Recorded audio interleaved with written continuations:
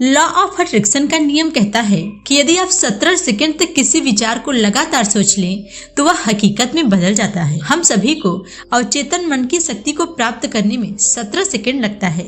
शक्तिशाली अवचेतन मन सोया हुआ नहीं है, यह तो जागा हुआ है।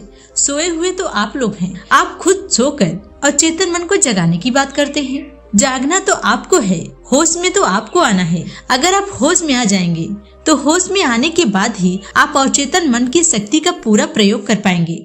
अवचेतन मन की शक्ति से जीवन के रंग रूप को बदला जा सकता है। हमारा अवचेतन मन एक ऐसी जमीन है जहां तुम विचारों के बीज डालते हो तो वह बीज एक समय के बाद एक पेड़ पौधे के रूप में बड़े हो जाते हैं और फिर समय आने पर उसी अनुसार फल देते हैं। जो विचार अवचेतन मन में आप डालोगे वही विचार एक दिन फल फूलकर उसी घटना को आपके जीवन में लाकर रख देंगे।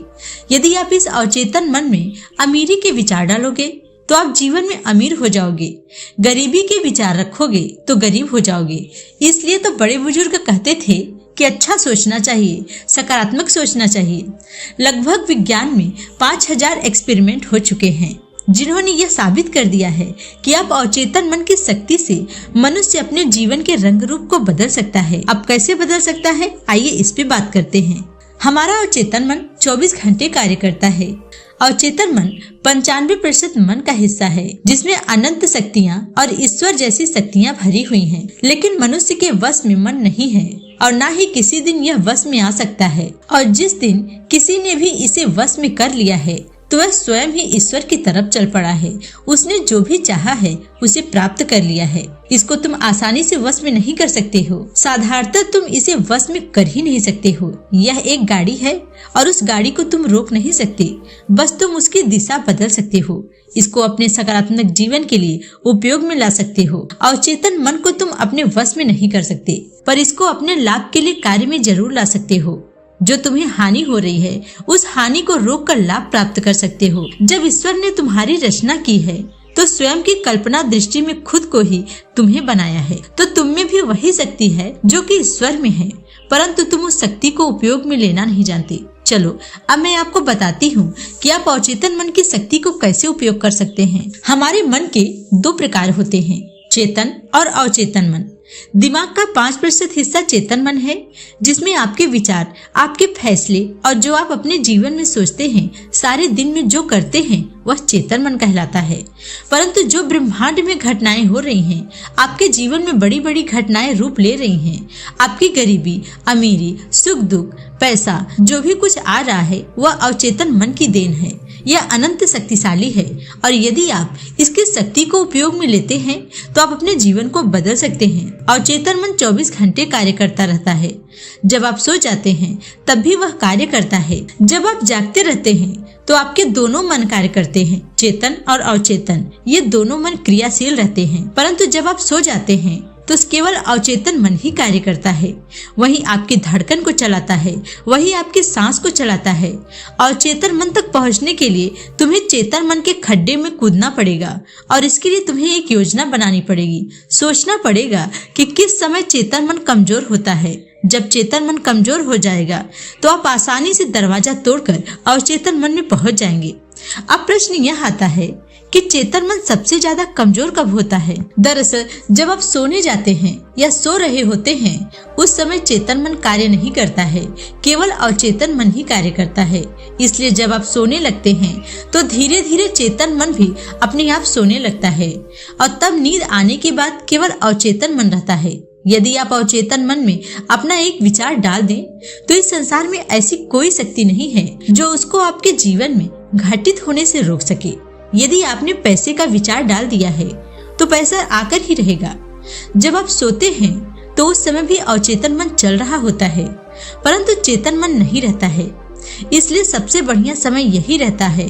परंतु समस्या यह है कि जब आप सो जाते हैं तो आप विचार नहीं डाल पाते, आप कुछ सोच ही नहीं पाते।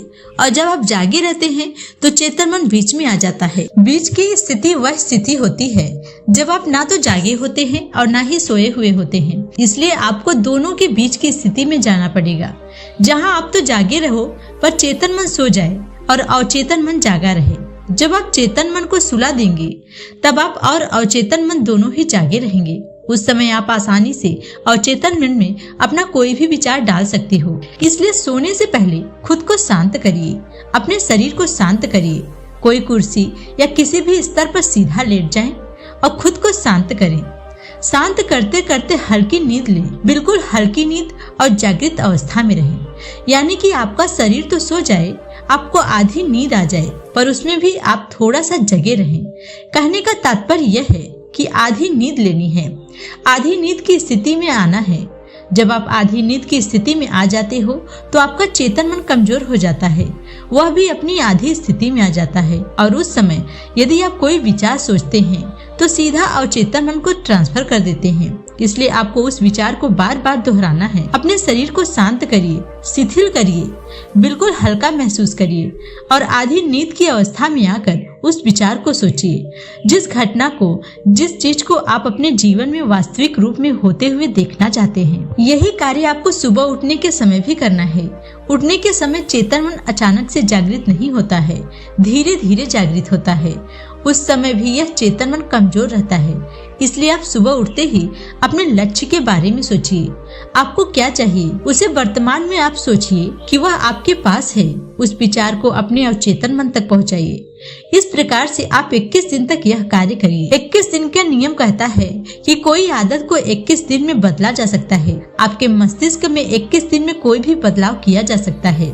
इसलिए इस कार्य को 21 दिन तक जरूर करिए और 22वें दिन आपको स्वयं ही अपने जीवन में ऐसा अनुभव होगा कि वास्तव में आप अपने लक्ष्य को पाने में सक्षम हो रहे हैं और अपने लक्ष्य के प्रति जागरूक हो रहे हैं। इसे आप ऐसे प्रयोग कर सकते हैं। यह प्रयोग जल्दी कार्य करता है और इस प्रयोग को यदि अपने प्रयोग के साथ मिला लें तो परिणाम और भी ज्यादा होगा। इसके लिए आपको एक शांत स्थान पर बैठना है और बिल्कुल शांत हो जाना है। लंबी सांस लेनी है, बहुत लंबी, जितनी लंबी ले सकते हैं उससे और अधिक लंबी, और उस श्वास को खींचकर वहीं पर रोक लेना है, बिल्कुल रोक लेना है। कुछ देर तक रोके रखना है और सांस को रोकते समय उस समय अपने विचार को सोचना है, अपने लक्ष्य को सोचना है, क्योंकि उस समय श्वास के रुकने से आपके मन की गति धीमी हो जाती है, आपके मन के विचार कम हो जाते हैं, मन के विचार क्षीण हो जाते हैं। और जब आप ऐसा करते हैं तो आपका विचार अवचेतन मन को पार करके सीधा ही चेतन मन में चला जाता है और उस पर कार्य होने लगता है। जब आप सांस को छोड़ते हैं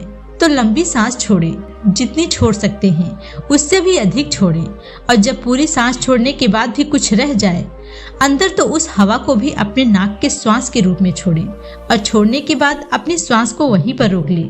फिर श्वास के लिए तड़प पैदा होते ही अपने लक्ष्य को सोचना है, उस लक्ष्य को सोचते रहना है जिसे तुम चाहते हो, और इस प्रकार से तुम्हारा विचार अवचेतन मन तक चला जाएगा।